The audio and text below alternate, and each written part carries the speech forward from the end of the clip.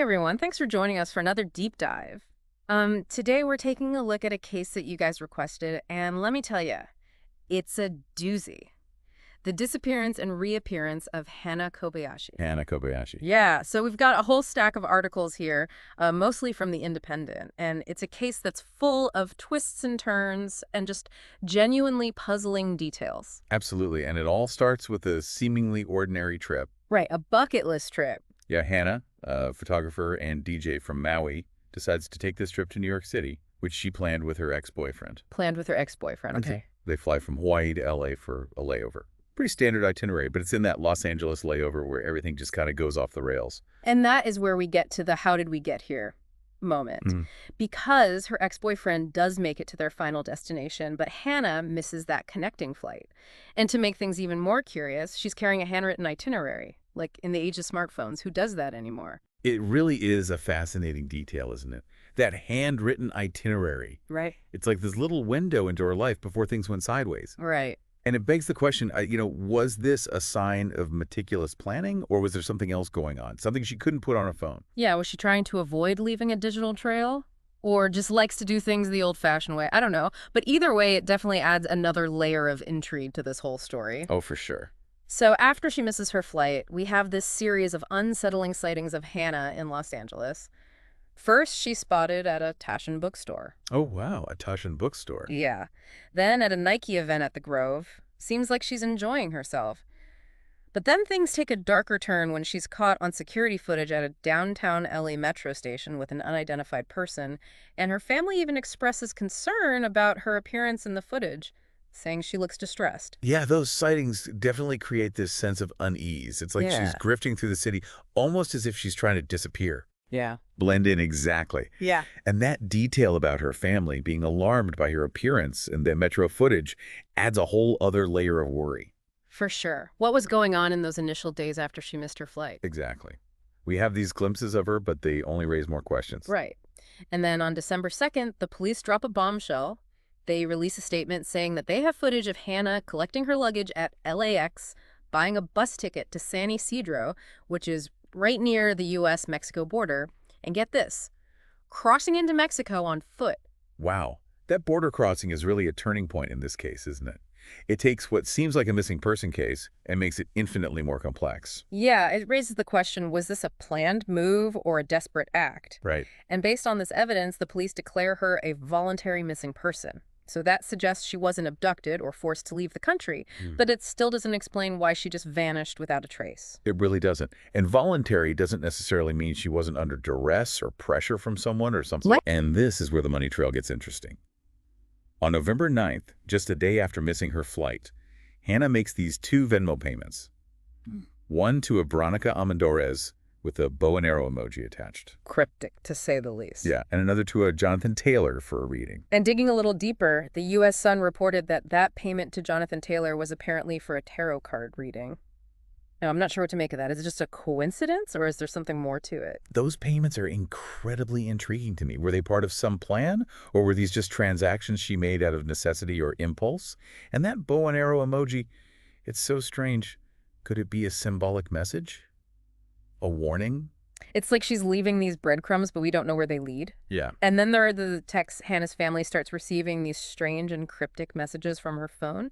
They talk about someone trying to intercept her, steal her identity. Deep hackers wiped my identity. And she even says she was tricked by someone she loved. The language in those texts is definitely disturbing.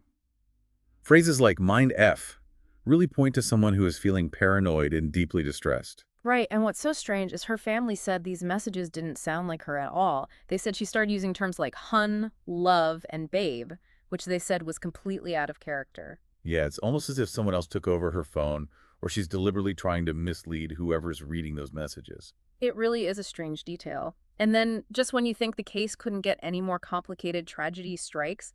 Hannah's father, Ryan, who had flown to LA to help search for her, is found dead near LAX on November 24th. Such a heartbreaking turn of events. Yeah, his death was ruled a suicide, and her family believes he was just overwhelmed by the situation. It's just awful. Can you imagine the anguish he must have been going through, desperately searching for his daughter, clinging to hope, only to be met with silence? It's just a stark reminder of the human cost of these disappearances. It really is. It's not just a puzzle to be solved, it's a story of shattered lives and unimaginable grief. Very true. And it makes you think about the ripple effect of these situations, how they impact not just the missing person, but their entire network of loved ones. And just when you think you have a grasp on this story, we get another layer of complexity. The possibility of a marriage scam. Oh, wow. Yeah. A marriage scam. Okay, so Los Angeles Magazine ran this report saying that Hannah might have been involved in a green card marriage scheme before she disappeared. Oh, wow. Yeah. Apparently, her mother found some immigration documents at Hannah's house that kind of suggested this whole other angle. So, like, on top of everything else, we have to consider this whole other thing.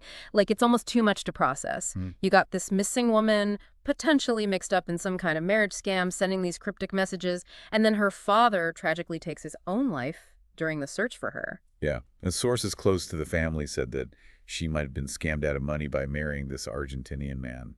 It's like a tangled web for sure. Yeah, it really is. And it's important to remember that the family hasn't officially confirmed any of this. They're still investigating it, but it definitely adds a whole new dimension to the case. Absolutely. It makes you wonder if this alleged scam is somehow connected to her disappearance. Like, did she get in over her head? Was she trying to escape a dangerous situation? Yeah, it's definitely a possibility. Maybe she felt trapped and saw disappearing as her only way out. Or maybe she was trying to protect someone else involved in the scheme. It's possible. We just don't know. It's like we're trying to solve this puzzle, but we're missing half the pieces. Exactly. And then just when the case seems like it couldn't get any more baffling, we get the news. Hannah is found safe. Safe, but still shrouded in mystery. Right, because the family announced that they hadn't actually seen her yet. And the LAPD confirmed they have no reason to force her to see her family. So she's back, but we're still left with this mountain of unanswered questions. Right. What really happened during those missing weeks? Like, what was she running from or running to? What about those cryptic texts? Were they a genuine cry for help or some kind of elaborate misdirection? Well, the fact that the police declared her a voluntary missing person, based on that border crossing footage, does seem to indicate that she wasn't abducted or held against her will. True, but voluntary doesn't mean she wasn't under duress or manipulated in some way. And what about that possible marriage scam? Could that have played a role in her disappearance? Yeah, maybe she was trying to escape a dangerous situation or felt trapped in a web of lies. Right. Maybe she was trying to protect someone else by going off the grid. So many possibilities and so few answers. It really makes you wonder what was going through her head during that time.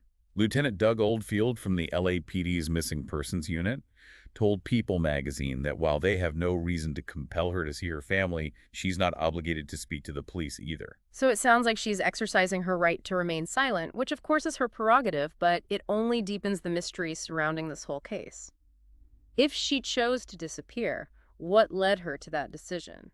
And if she was in danger, why not come forward now that she's been found? It's a real puzzle. It's a case that defies easy answers, for sure. Yeah, it really is a case that just leaves you with more questions than answers. Like, if she was a voluntary missing person, like the police concluded, what could have possibly pushed her to just vanish like that and leave her family and everyone who cared about her so worried? Yeah, it's tough to wrap your head around it. I keep thinking about all the things we've learned. The money transfers, the cryptic texts, the potential marriage scheme.